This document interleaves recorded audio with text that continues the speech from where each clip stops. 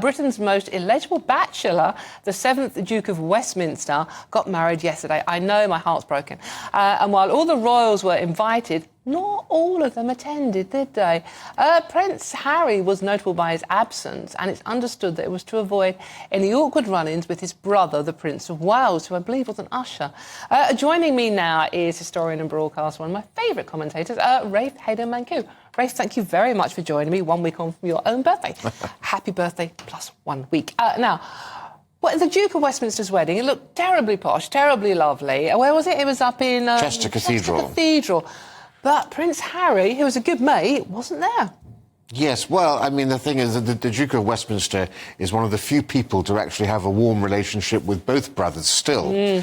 And indeed, he's also the godfather both to Prince George, Prince William's son, and to Prince Archie, Prince Harry's son. So rather awkward. But given that Prince William was attending as an usher, a conversation we understand did take place between Prince Harry and the Duke, and it was decided that it would be best if Prince Harry stayed away, because clearly that would be the story. It would completely overshadow what was essentially the biggest society wedding of the decade. It was as close to a royal wedding as a non-royal wedding could possibly be. I mean, there had 100,000 flowers planted in the city, free ice cream was distributed in the centre of town, all paid for by the couple, hundreds of well-wishers waving Union flags, very strong police presence.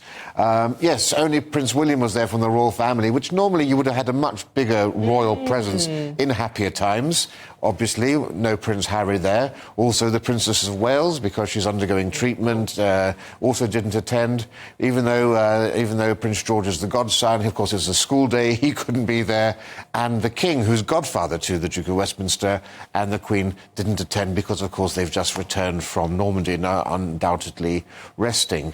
Princess Eugenie was there as well, and you had 400-strong attendees there, including Dan Snow, the BBC broadcaster, who is married to the Duke's sister, Lady Edwina. So it was quite an impressive event, all in all. It's this world, isn't it, if you don't mind me saying so? I mean, they all seem to know one another. No, I mean, so the Duke of Westminster is actually the richest person in the country under the age of 40. Yes, that's hence being dubbed Britain's most eligible bachelor. Wow. A £10 billion fortune, much of which includes 300 acres of Mayfair Elm Belgravia. Nice for some, a few des reses in there. But he actually has a very down-to-earth lifestyle. His mother, the Dowager Duchess, was very sensible. She didn't send him to Eton or Oxbridge. He went to a primary school and then to a state school and then went to Newcastle University. So he doesn't have the airs and graces of many other... I've met many dukes, they're all fine people, but there's a certain air to them which he doesn't have. And actually he's keen to move out of London with his wife, formerly Miss Olivia Henson, who's got a very good career in sustainable food and so forth. And they're really down to earth, and they want to engage more with Chester and make that their seat and get engaged in philanthropy. He's given millions of pounds to charities, and they're really engaged in those sorts of endeavours. So what do you make of the two, I think it was two women who, from Just Stop Oil, who tried to ruin the wedding with the orange sort of like, what was it, paint or powder or confetti or whatever it was. But it's someone's wedding day, regardless of what you think of how wealthy they are or what they personally are doing to the planet. It's someone's wedding day. This disgraceful conduct, as we've come to expect from Just Stop Oil. And these are yet another bunch of geriatric elderly extremists. I mean, there's a 69 and 73 years each. And you've got to wonder what happened to the old grandparents of yesteryear, you know. Suddenly people are so radicalised now at all ages. Luckily, they were quickly dealt with by the police and they were arrested, thankfully.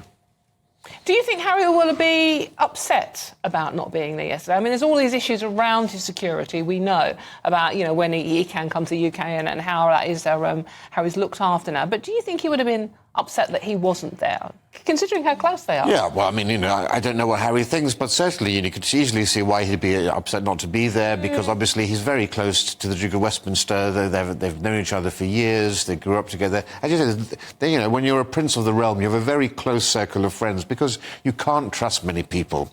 And so most of his close circle of friends, or former friends as well, were at this wedding. And he must have been thinking, you know, his circle in America is, of course, even smaller now.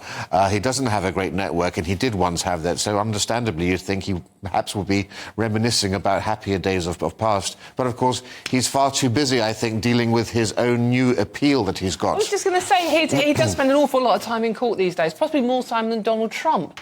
Has he lost the latest appeal, or is it still ongoing? We've just found out that last month the Court of Appeal granted him the right to appeal the decision of the High Court to reject his case against His Majesty's government, where the government decided that as he's not a working royal, his security will be lowered to a lower level, because as a non-working royal, it's not fair for the British taxpayer to give you the same sort of security that a working royal would receive. That's why the King is paying for Prince Andrew's security, for example.